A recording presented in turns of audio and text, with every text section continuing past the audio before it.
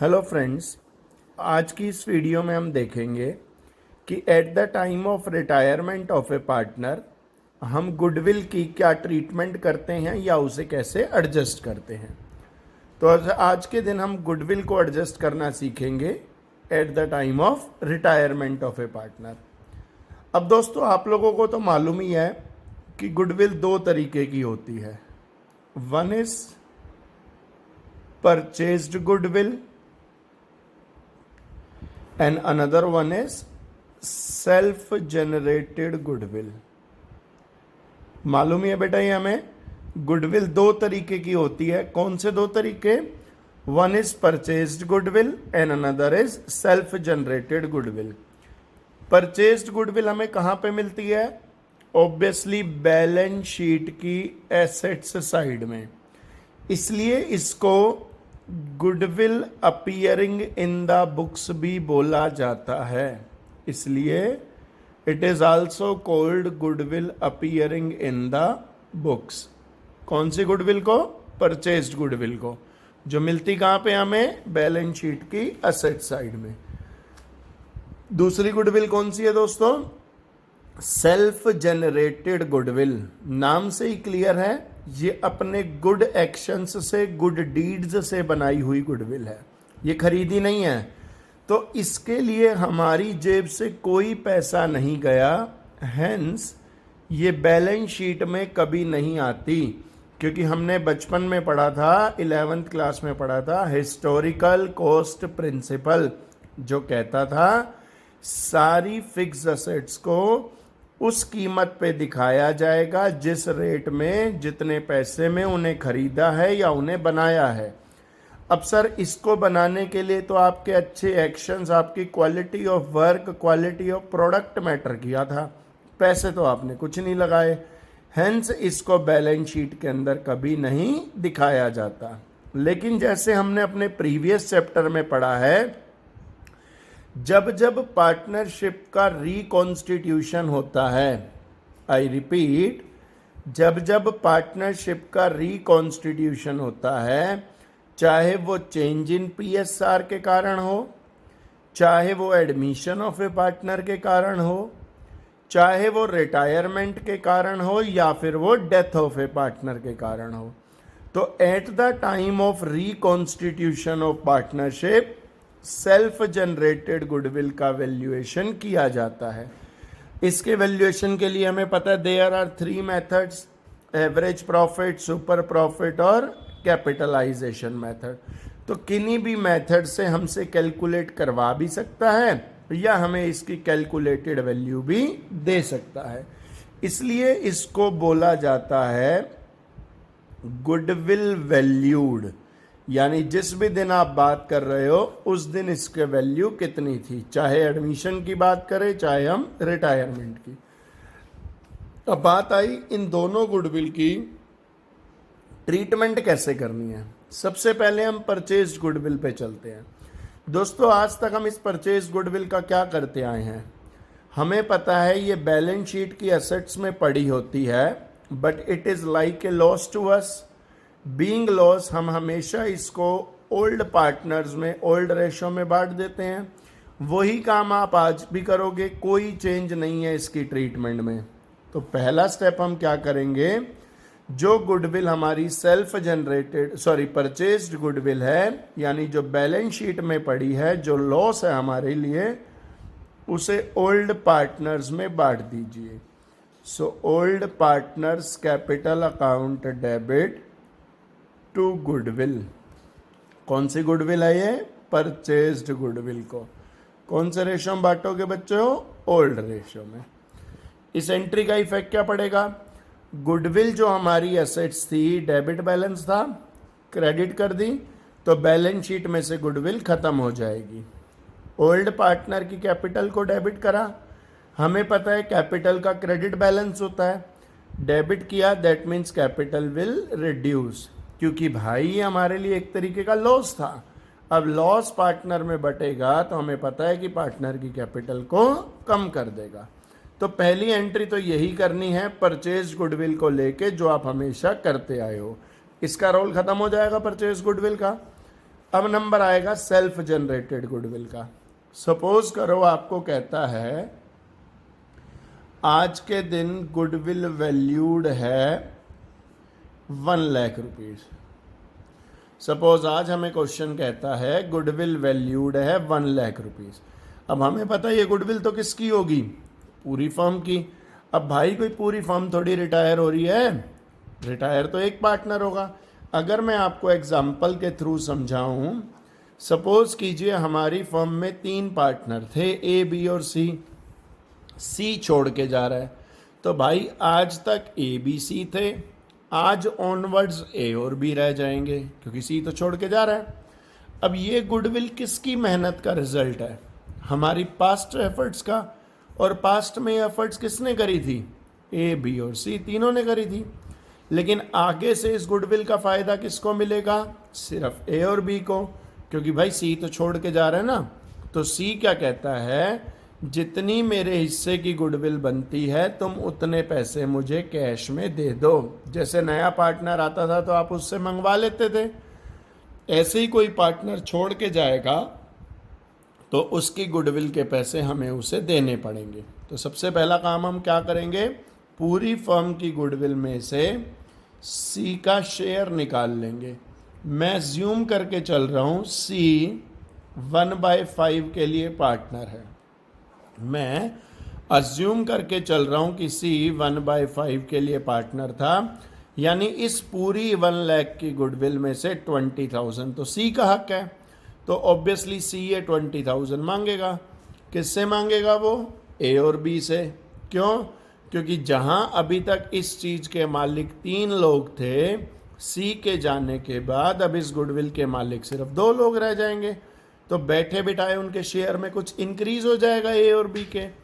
इसलिए सी क्या कहेगा ए और बी से कि मेरे जाने से आपके हिस्से में जो अननेसेसरी इंक्रीज हो रही है, आप उसके बदले गुडविल के पैसे मुझे दे दो। तो हम एक एंट्री पास करेंगे और वो क्या एंट्री होगी, रिमेनिंग पार्टनर। कौन है हमारे रिमेनिंग पार्टनर, ए और बी। तो remaining partners capital account debit to retiring partners capital account. Remaining partners capital account debit to retiring partners capital account. और कौन से रेशो में करोगे बच्चों ये एंट्री, गेनिंग रेशो में। अब इसका इफेक्ट सोचो, आपने रिमेनिंग पार्टनर को डेबिट कर दिया, यानी ए और बी को डेबिट कर दिया। दैट मीन्स ए और बी की कैपिटल कम हो गई। रिटायरिंग को क्रेडिट करा, यानी सी को क्रेडिट कर दिया, दैट मीन्स सी की कैपिटल बढ़ गई। तो हम ए और बी से पैसे ले रहे हैं और सी को पैसे दे रहे हैं। क्यों दे रहे हैं भाई, सेकंड चैप्टर हमने पढ़ा था जहां पार्टनर्स अपना पीएसआर चेंज करते थे। हमने देखा था वो प्रॉफिट शेयरिंग रेशो चेंज करने का इफेक्ट क्या होता था, किसी किसी के हिस्से में इंक्रीज हो जाती थी और किसी के हिस्से में डिक्रीज हो जाती थी। तो उसको नेट इफेक्ट डालने के लिए, उसको सही करने के लिए हम एक एंट्री करते थे, गेनर टू सेक्रीफाइजर। सेम वही काम है, सी छोड़ के जा रहा है, सी इज सेक्रीफाइसिंग हिज शेयर। सी के जाने से ए और बी को फायदा होगा, that mean they will gain. So entry वही हो रही है, गेनर टू सेक्रीफाइजर। इसको चाहे हम रिमेनिंग टू रिटायरिंग लिख दें, चाहे गेनर टू सेक्रीफाइजर लिख दें, चाहे ए डेबिट बी डेबिट टू सी लिख दें, बात वही की वही है। तो क्लियर है दोस्तों, 2 तरीके की गुडविल है, purchased goodwill, self generated. Purchase की ट्रीटमेंट में तो कोई चेंज नहीं हुआ, जैसे थी वैसे रहेगी। बस सेल्फ जनरेटेड गुडविल में से क्या करना है, पूरी फर्म की गुडविल में से रिटायरिंग पार्टनर का शेयर निकालो, उसके पैसे उसे दे दो। देंगे तो his capital will increase, hence उसकी कैपिटल में बढ़ा दो, क्रेडिट कर दो उसकी कैपिटल में।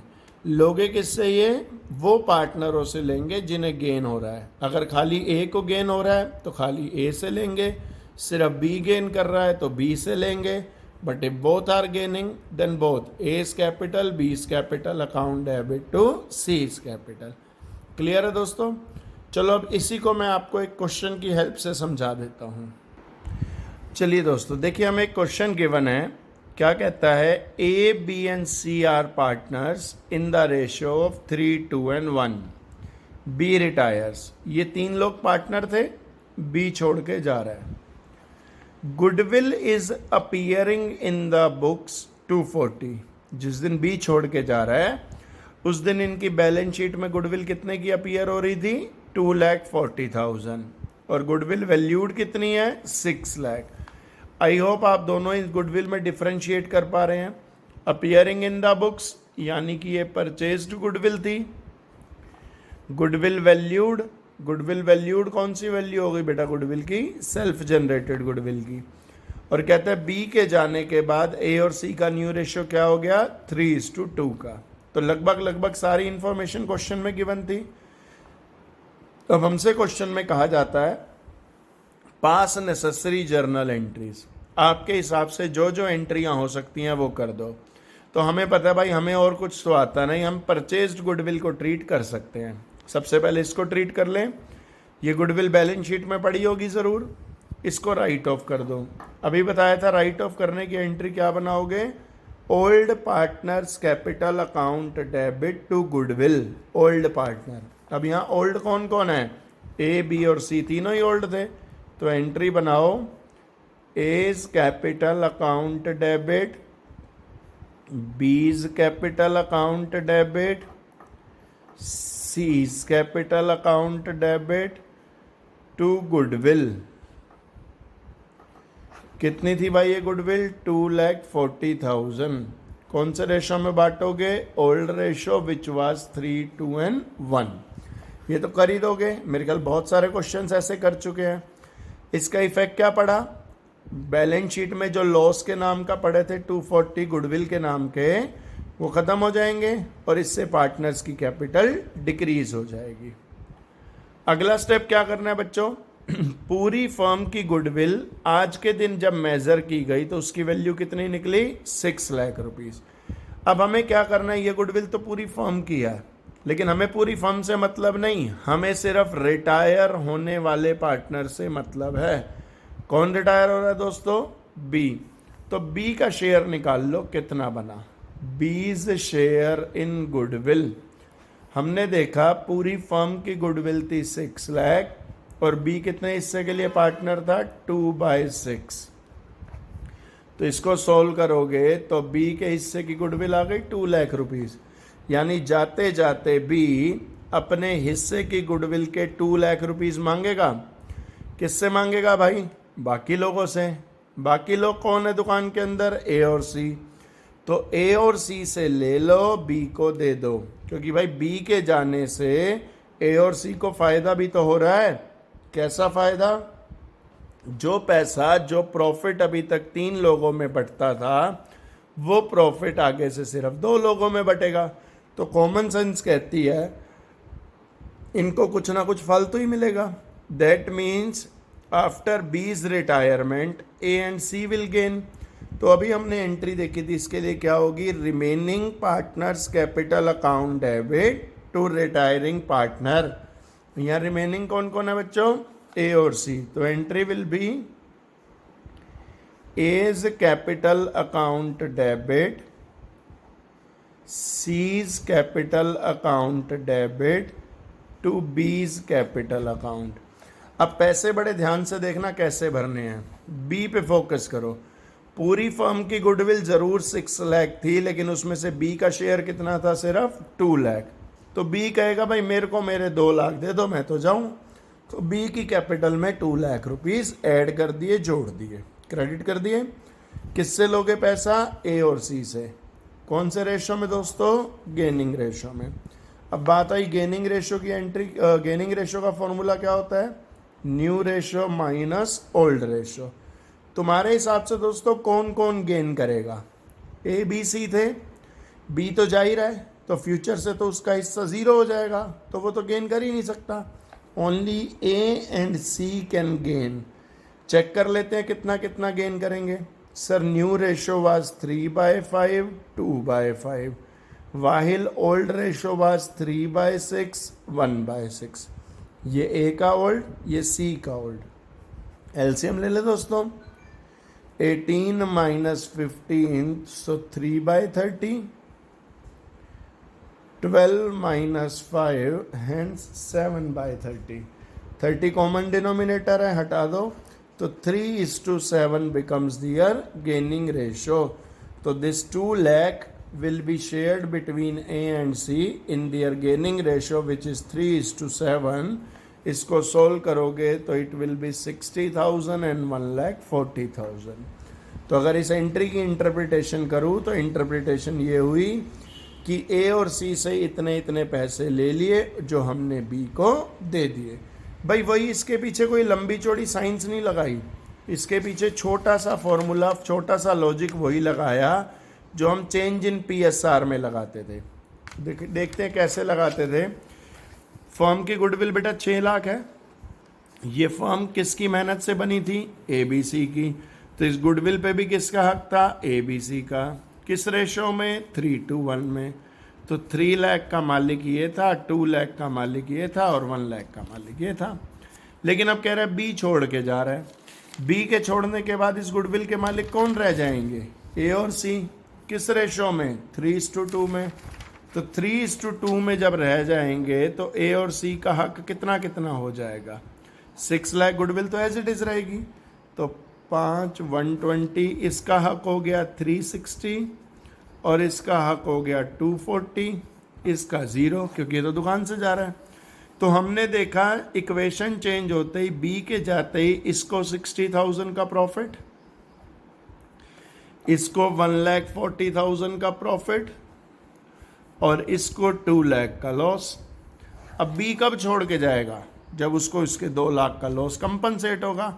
इसलिए हमने चेंज इन PSR में सीखा था ना, जिसको अननेसेसरी फ़ायदा हो रहा है उससे ले लो, जिसको नुकसान हो रहा है उसको दे दो, ताकि नेट इफेक्ट को पूरा किया जा सके. बात वहीं आ गई. ए और सी को अननेसेसरी फ़ायदा हो रहा था, इसलिए ए और सी से ले लो. लोगे तो उनकी कैपिटल कम हो जाएगी. बी को अननेसेसरी लॉस हो रहा था, उसको दे दो, दोगे तो उसकी कैपिटल बढ़ जाएगी. इस हिसाब से तीनों की बात सेटल हो जाएगी, आपस में गुडविल एडजस्ट हो जाएगी. क्लियर है दोस्तों? तो ये 2 एंट्रियां आपको करनी होंगी, एक परचेज गुडविल को लेके, एक सेल्फ जनरेटेड गुडविल को लेके. आई होप ये कंसेप्ट क्लियर होगा. एंट्री अच्छे से याद कर लेना, परचेज गुडविल की क्या होती है और सेल्फ जनरेटेड गुडविल को जब एडजस्ट करते हैं तो एंट्री क्या होती है. ये दोनों एंट्री अच्छे से याद कर लेना. एप्लीकेशन इसका सीख ही लिया आप लोगों ने. अब मैं आपको एक असाइनमेंट भेज रहा हूँ, उन क्वेश्चंस को ट्राई कीजिए. Thank you.